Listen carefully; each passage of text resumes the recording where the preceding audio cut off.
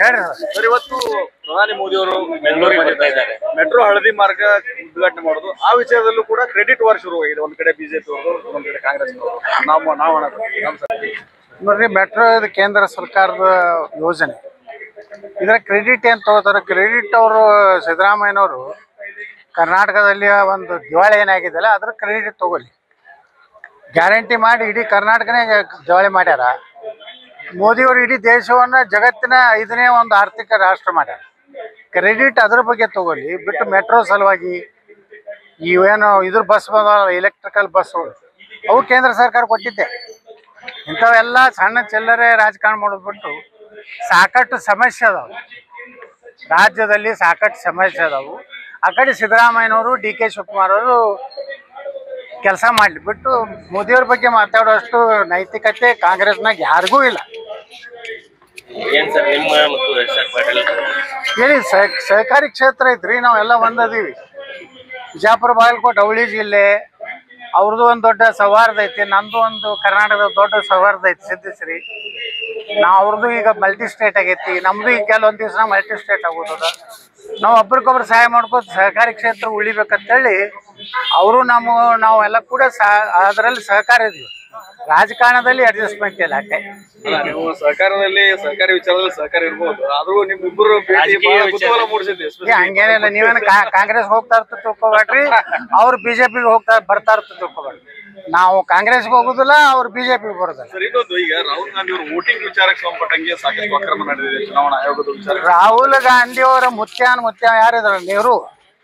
14 ಓಟ ವಲ್ಲಭಭಾಯಿ ಪಟೇಲ್ರಿಗೆ ಬಿದ್ದಿದ್ದು, 1 ಓಟ್ ನೆಹರುಗೆ ಬಿದ್ದಿದ್ದು.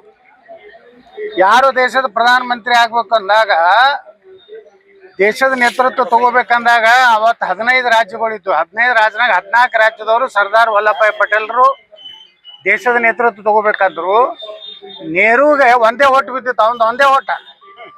ಅದಕ್ಕೆ ಯಾವ ನೈತಿಕತೆ ಇಲ್ಲ. ಇಲಾಹಾಬಾದ್ನಲ್ಲಿ ಇಂದಿರಾ ಗಾಂಧಿ ಸೋತಿದ್ದೆ ಹಂಗ. ರಾಜನಾರಾಯಣ ಅವ್ರದ್ದು ಬೋಗಸ್ ವೋಟಿಂಗ್ ಮಾಡಿರ್ತೆ, ಹೈಕೋರ್ಟ್ ಅವ್ರನ್ನ ನಿಷೇಧ ಹಾಕ್ತು, ಅವರ ಸದಸ್ಯತ್ವ ರದ್ದು ಮಾಡ್ತು.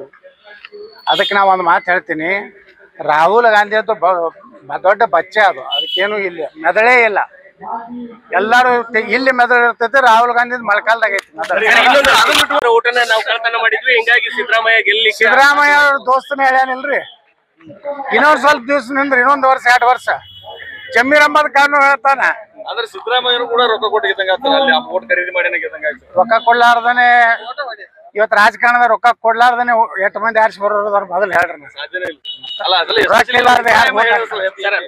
ಬಿಜೆಪಿ ವರಿಷ್ಠ ಏನ್ ಭೇಟಿ ಆಗುವಂತದ್ದು ಅಥವಾ ಮಾತುಕತೆ? ನಾವ್ ಯಾರು ಕೂಡ ಭೇಟಿ ಆಗೋದಿಲ್ಲ, ಏನು ಇಲ್ಲ, ಆರಾಮದೀವಿ ನಾವು.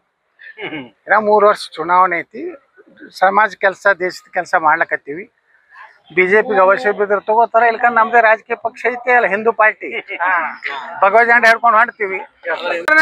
ಮತ್ತೆ ರಾಜ್ಯಾಧ್ಯಕ್ಷ ಮುಂದುವರ್ಸ್ತೀನಿ, ಅವನೇ ಮುಖ್ಯಮಂತ್ರಿ ಮಾಡೋದು. ಬಿಜೆಪಿಗೆ ಅದಕ್ಕೆ ಸುಡಾಡಕ್ ಹೋಗ್ಬೇಕ್ರಿ. ಯಡಿಯೂರಪ್ಪನ ಮಾರಿ ನೋಡ್ಲಕ್ಕ ಏನು ವಿಜೇಂದ್ರ ಹಿಂದ ಜಿ ಅನ್ಕೋತ ಹೇಳಕ್.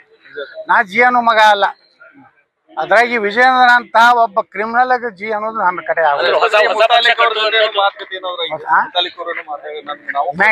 ಏನಿಲ್ಲ.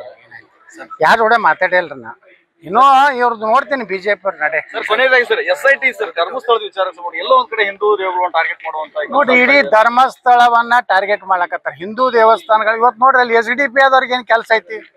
ಅವ್ರು ಪ್ರತಿಭಟನೆ ಮಾಡ್ತಾರ ಮಕ್ಕಳು. ಅವ್ರು ಯಾರು? ಅವರು ದೇಶದ್ರೋಹಿಗಳು. ಹನ್ನೊಂದ್ ಕಡೆ ಹುಡುಕಿದ್ರು ಏನು ಸಿಕ್ಕಲ್ಲ. ಧರ್ಮಾಧಿಕಾರಿ ವೀರೇಂದ್ರ ಹೆಗಡೆ ಅವರನ್ನ ಒಂದ್ ರೀತಿ ಅಪಮಾನ ಮಾಡಬೇಕು. ಹಿಂದೂ ಧರ್ಮದ ದೇವಸ್ಥಾನಗಳನ್ನ ಒಂದ್ ರೀತಿ ಟಾರ್ಗೆಟ್ ಮಾಡಿ, ಅಯ್ಯಪ್ಪ ಸ್ವಾಮಿ ಇದರಲ್ಲಿ ಮಾಡಿದ್ರ, ಶನಿ ಶಿಗ್ನಾಪುರದಲ್ಲಿ ಮಾಡಿದ್ರ, ಇವತ್ತು ಧರ್ಮಸ್ಥಳ ಐತಿ, ನಾಳೆ ವೀರಭದ್ರೇಶ್ವರ ಬರ್ತಾನೆ, ವೆಂಕಟೇಶ್ವರದ ಮುಗಿದೋಗೈತಿ. ಈಗ ಅಲ್ಲಿನೂ ಉಂಡಿ ಒಳಗ ಅದು ಇದು ಹಾಕ್ಯಾರ ಬತ್ತಲ್ಲ.